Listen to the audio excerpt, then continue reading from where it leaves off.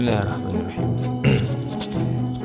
Bayangan itu muncul karena ada cahaya, sinar lampu matahari, dan bayangan itu punya beberapa spesifikasi. Yang pertama, sifat bayangan tadi yang di awal muncul karena ada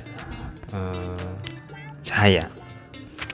Ketika nggak ada cahaya, maka tidak akan muncul bayangan.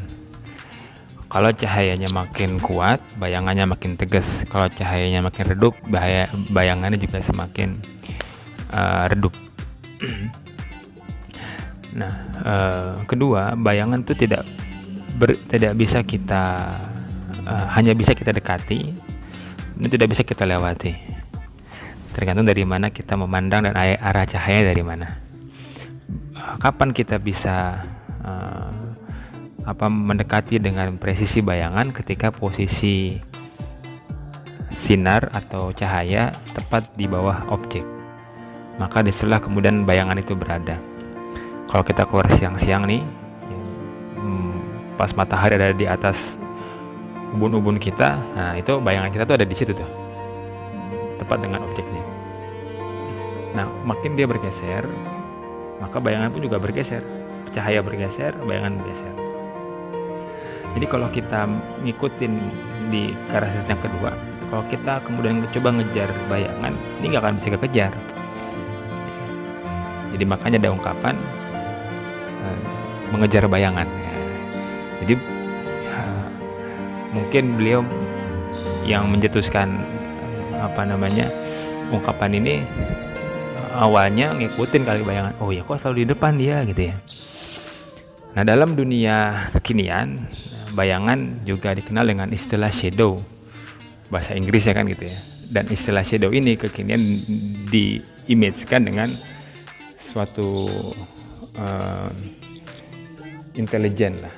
Shadow itu bisa dibilang kata lain dari intelijen. Saya shadownya nih, saya intelijen nih gitu kan, intelnya. Nah, kerjaan shadow ini, intelijen ini, dalam pengamatan saya sungguh pekerjaan yang sangat memusingkan ya, karena dalam pengalaman interaksi ya, waktu di kampus misalkan, atau sampai hari ini, walaupun saya bukan intelijen gitu maksudnya, tapi mikirin banyak opsi itu rumit, ruwet. Mikirin banyak opsi, apalagi satu opsi, apalagi opsinya bercabang-cabang begitu. Ya. Nah, intelijen itu sudah memikirkan berbagai macam opsi yang difikirkan oleh orang. Jadi ketika orang bilang COVID ini konspirasi, mungkin itu juga bagian konspirasi itu sendiri gitu, lebih kurang. Ketika orang berpikir, oh ini COVID kayaknya ada perang dagang, ya itu juga mungkin bagian dari kerjaan shadow juga gitu kan. Jadi pokoknya ketika kita berpikir sesuatu, oh mungkin sudah merupakan desain dari shadow juga, dari para intelijen itu. Mungkin shadow sudah nyiapin. Nah, jadi kalau kita punya plan A, maka kita berpikir nih, kalau plan A gagal apa nih? Oh, plan B. Kalau plan B gagal nih apa? Oh, plan C, dan seterusnya. Nah, pertanyaannya, kalau kita ternyata milih plan B, jalan dia, di tengah jalan ternyata plan B-nya bercabang lagi, ya kan? Maka kita nyiapin lagi plan B1, plan B2. Nah, dunia shadow itu dia memikirkan sampai sejauh itu, A sampai Z-nya, cabang-cabang dari setiap plan-nya. Maka itu kerumitan yang pertama. Kerumitan yang kedua adalah bagaimana si shadow ini mewujudkan agar objek itu bisa sesuai dengan plan yang dia buat.